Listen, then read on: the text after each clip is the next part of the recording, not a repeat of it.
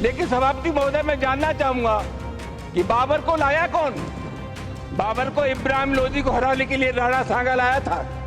तो मुसलमान तो बाबर की औलाद हैं और तुम गद्दार राणा सांगा की औलाद हो। ये हिंदुस्तान में तय हो जाना चाहिए। कुछ समाजवादी पार्टी के नेताओं के शरीर में दैत्य गुरु शुक्राचार्य की आत्मा बसी है। जैसे शुक्राचार्य के बताए हुए रास्ते पर चल करके एक तरीके से कह सकते हैं कि रावण का अंत हुआ था, तो वहीं पर उनको ये भी देखना चाहिए कि दौलत खां लोधी ने क्या किया था। कुछ तो सस्ता लो, सब बढ़िया लो, इसमें क्या खास बात है? थोड़े में ज्यादा स्वाद, यही तो है इसकी खास बात। देश में अब तक औरंगजेब को लेकर तीखी बयानबाजी तो कई जगहों पर हिंसा देखने को मिली। समाजवादी पार्टी के सांसद रामजी लाल सुमन की तरफ से राज्यसभा में राणा सांगा पर दिए गए विवादित बयान के बाद लड़ाई कुछ हद तक राणा सांगा पर शिफ्ट हो चुकी है। यही कारण है कि बीजेपी के नेता समाजवादी पार्टी के सांसद की कड़ी निंदा कर रहे हैं। इस मामले को लेकर जमकर राजनीति हो रही है। वहीं भाजपा के पूर्व सांसद ब्रजभूषण शरण सिंह ने कहा कि सपा के कुछ नेताओं के शरीर में दैत्य गुरु शुक्राचार्य की आत्मा घुस गई है। सपा सांसद की तरफ से राणा सांगा को लेकर दिए गए विवादित बयान पर बीजेपी के पूर्व सांसद ब्रजभूषण शरण सिंह की भी प्रतिक्रिया सामने आई। उन्होंने सोशल मीडिया प्लेटफॉर्म एक्स पर एक वीडियो शेयर करते हुए कहा कि लगता है कि समाजवादी पार्टी के नेताओं के शरीर में दैत्य गुरु शुक्राचार्य की आत्मा घुस गई है। वह इतिहास के बड़े जानकार हैं, लेकिन अगर उन्हें कहीं से जानकारी मिली है कि बाबर को राणा सांगा ने आमंत्रित किया था, तो उन्हें यह भी देखना चाहिए कि दौलत खान लोधी ने क्या किया था। नेताजी, सपा के नेता ने राणा सांगा जी के खिलाफ बयान दिया है, उस पर आप क्या कहना चाहेंगे?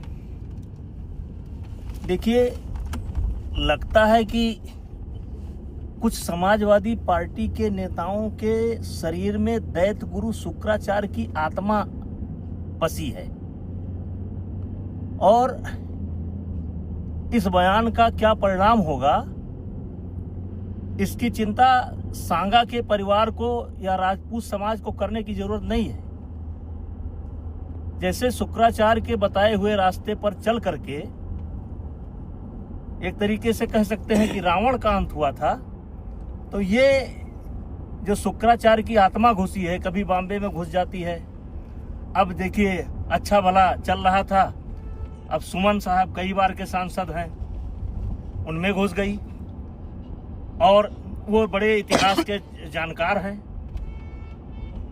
अगर उनको कहीं से रेफरेंस ये मिला है बाबरनामा से या कहीं से मिला है कि बाबर को उन्होंने आमंत्रित किया था, तो वहीं पर उनको ये भी देखना चाहिए कि दौलत खां लोधी ने क्या किया था।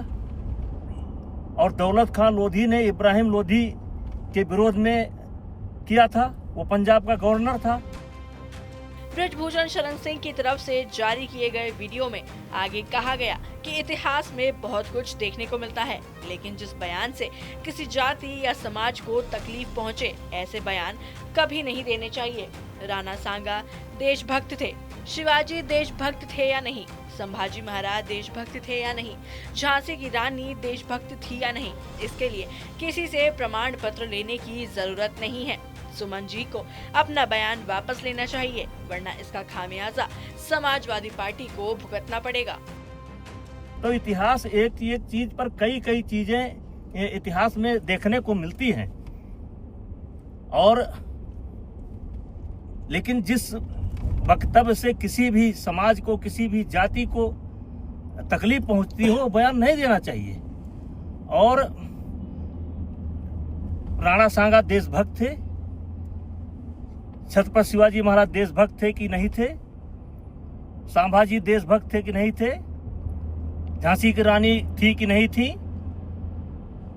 इस पर जो है किसी नेता की सर्टिफिकेट की जरूरत नहीं है।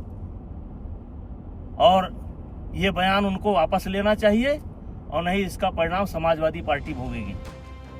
हालांकि अखिलेश यादव ने रामजी लाल सुमन के बयान पर उनका बचाव किया है।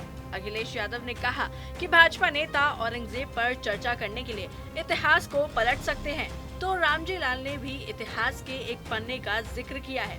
दरअसल सांसद ने 21 मार्च को राज्यसभा में बोलते हुए राणा सांगा को गद्दार करार दिया था और कहा था कि हिंदू उनके वंशज है। थोड़े में ज्यादा स्वाद, यही तो है इसकी खास बात। वाओ मम्मा, क्या स्वाद है। अरे मेरे राजा, राजा आर प्योर मसाला।